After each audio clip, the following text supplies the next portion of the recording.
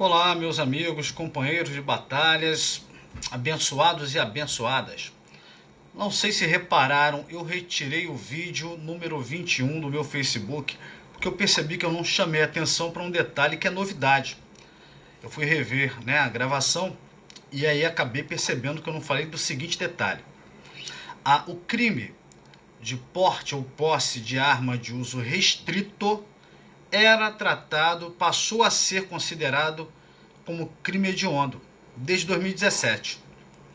Agora, com a lei anticrime, que alterou várias normas, inclusive o Estatuto do Desarmamento, pela redação que está disposta aí na lei de crimes hediondos, com a redação alterada pela lei anticrime, o legislador agora passa a fazer referência, como crime hediondo, ao artigo 16, mas especificamente sobre as armas de uso proibido.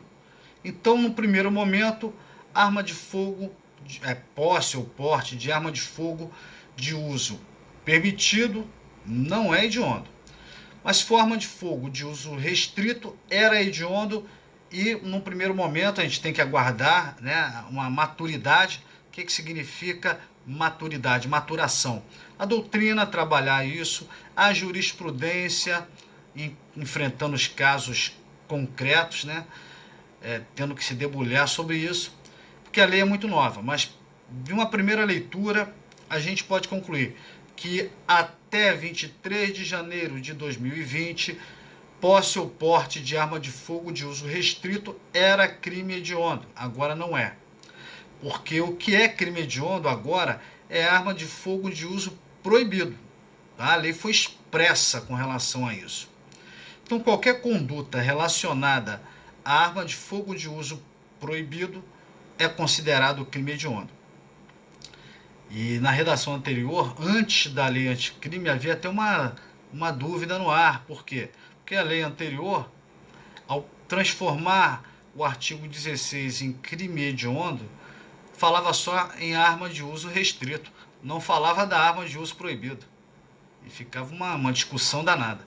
Agora inverteu, fala só da arma de uso proibido e não fala da arma de uso restrito, o que é até mais razoável do que o quadro anterior. Então, hoje, a gente não sabe amanhã, porque pode ser que uma interpretação jurisprudencial ou uma doutrina consiga impor aí um entendimento diferente do que eu estou falando aqui. Mas hoje, porte ou posse de arma de fogo de uso proibido é crime hediondo, tá bom? Temos o parágrafo 1º. O parágrafo 1º foi criado também pela lei anticrime, porque antes da lei anticrime, o artigo 16 possuía um parágrafo único. Agora foi dividido em 2 parágrafos. Temos o parágrafo 1º e o parágrafo 2º. O parágrafo 1º trata de figuras equiparadas ao porte ou posse de arma de uso restrito ou proibido. Porque o parágrafo 1º manda aplicar as mesmas penas.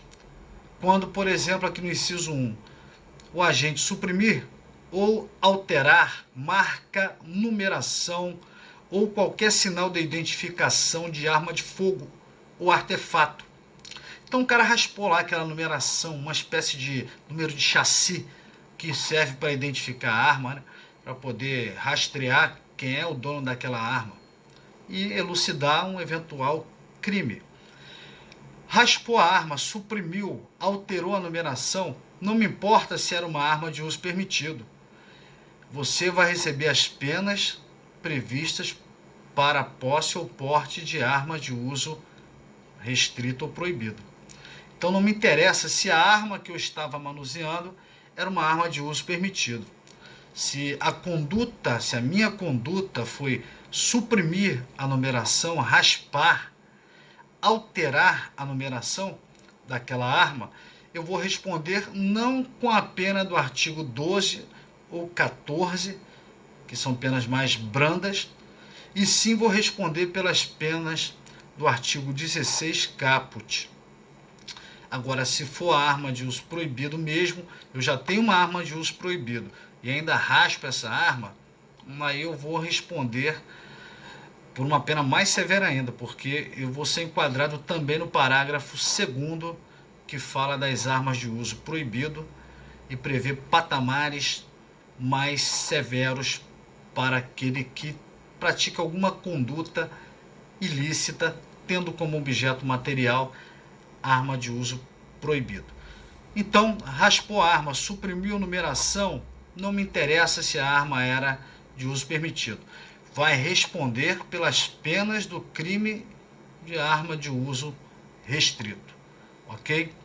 Bom, o segundo inciso fala que também é uma conduta que equivale ao crime de posse de arma ou porte de arma de uso restrito. Você modificar as características de arma de fogo, de forma a torná-la equivalente à arma de fogo de uso proibido ou restrito, ou para fins de dificultar ou, de qualquer modo, induzir a erro a autoridade policial, perito ou juiz.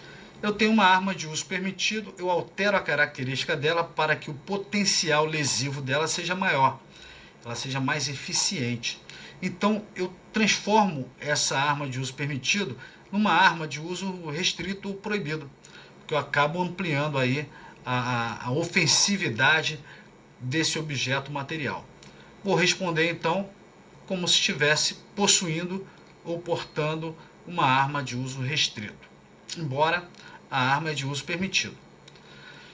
Ou então vou alterar a característica. Um indivíduo pode praticar um homicídio com um cano, com uma arma que tem um cano, e para dificultar a investigação, para dificultar a perícia, para enganar o delegado, o promotor, o juiz, ele troca o cano da arma. Por quê? Porque se amanhã a polícia bater na porta dele com mandado de busca e apreender a arma dele, levado a um exame pericial chamado de confronto balístico, ao efetuar lá os procedimentos, aquela arma vai acabar, né, sendo usada para fazer um novo disparo, vai pegar esse projétil de arma de fogo feito, né, pelo disparo realizado pelo perito e comparar com um projétil de arma de fogo encontrado no local do crime.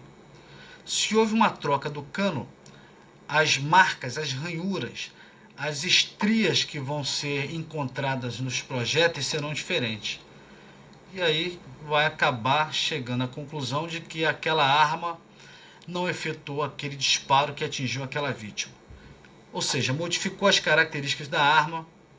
Essa arma poderia ser até uma arma de uso permitido, que vai ser equiparada a uma arma de uso restrito, com as penas mais severas, porque houve alteração da arma. Ok? Eu vou encerrar o vídeo aqui para não ficar muito longo e vamos preparar outro. Até daqui a pouco.